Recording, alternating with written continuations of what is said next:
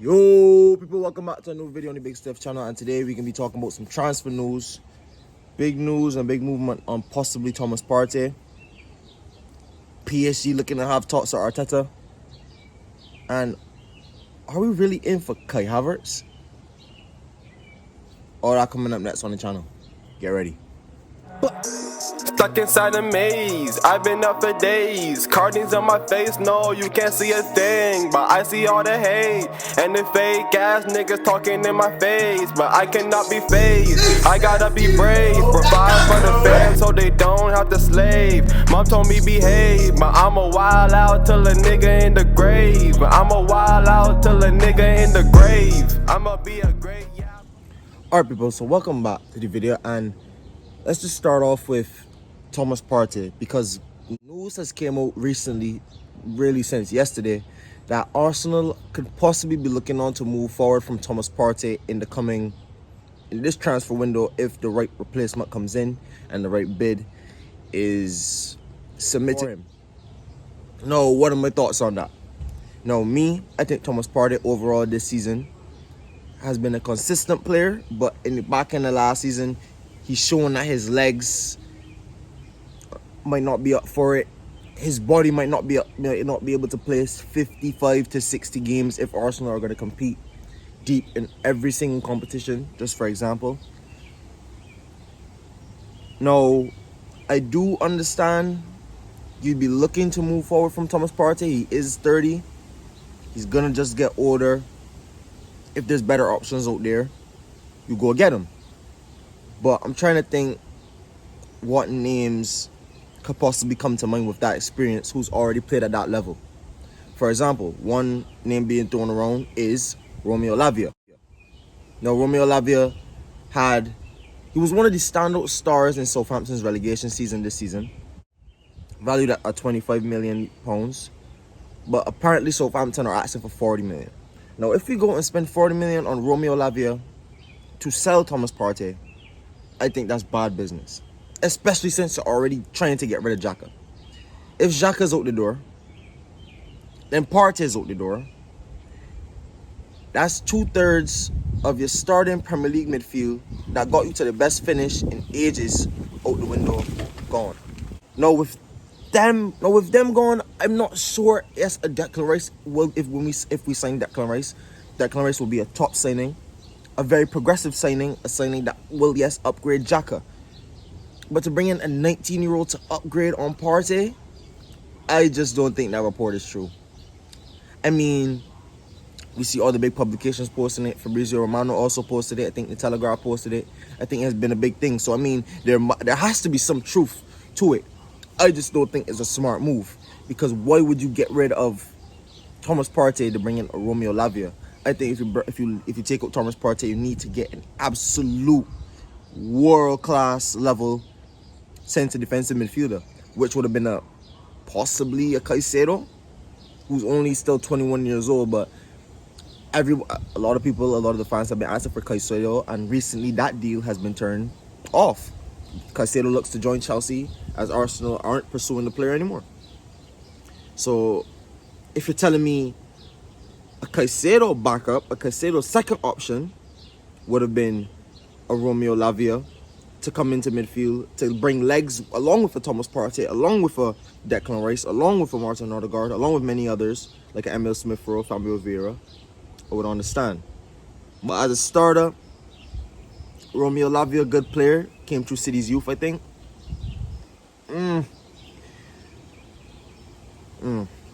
I don't see it. I don't see it just yet. Let me just say that. I don't see it just yet. In second news, we have Mikel Arteta being approached by PSG. Now, PSG approached Mikel Arteta to replace their former manager, Christophe Galtier, who has just been sacked at PSG. PSG doing a massive clear-out this season. PSG looking to rebuild and refresh and restart their whole project from ground zero. And they looked at one of the top managers and who has been performing as one of the top managers in Europe, Mikel Arteta. Now, Mikel Arteta being approached by PSG, he did turn them down. Say he's happy with the project at Arsenal. It would have been easy for him just to say, you know what, I could leave Arsenal right now. I've done a pretty decent enough job. Got them back into Champions League. I could take the big budget at PSG and I could go and make a super team, win Champions League, and we could continue to his own career development over there in France. But I thought it was a smart decision and a loyalty decision that he stayed with Arsenal for at least the foreseeable future. So good on Mikel for staying. Thanks for trusting. I mean, he trusted in the process. It's his process to lead, but he's given the fans a lot in these last couple of years as manager. I just think he's installed the fans with a new sense of belief, new sense of understanding, a connection with the players, and I just think that has to be rewarded. Give him one more transfer window, have a shot at the Champions League, keep pushing, win something again, because we haven't won something since that FA Cup back in the COVID season. So I would like to win something again this year, but again, big up to Mikel Arteta for turning down PSG and not glory hunting for all the money. And lastly, just quickly to touch on Declan Rice and Caicedo bids, both rejected, but Arsenal still pushing deals should be done after the international break. Now, recently, Arsenal have made bids for the two players we're mainly in for right now this summer, Declan Rice and Kai Havertz. Declan Rice bid rejected of £80 million and a Kai Havertz deal rejected of £55 million. Arsenal still keen to get both deals done. Everybody knows, as I said, I posted the video already, I am looking to get Declan Rice. I think Declan Rice will be a massive signing. I think Declan Rice will be the signing that this club needs to progress to the next step. Kai Havertz I'm not so sure about. I remember watching Kai Havertz at Leverkusen. He was touted to be one of the brightest prospects in Europe. Came to Chelsea for a very hefty fee.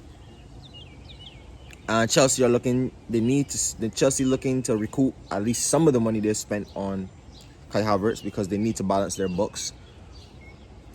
But do I think Kai Havertz? I don't see it. I don't see it with Kai Havertz, to be honest, in the Premier League. It depends on where you want to play him.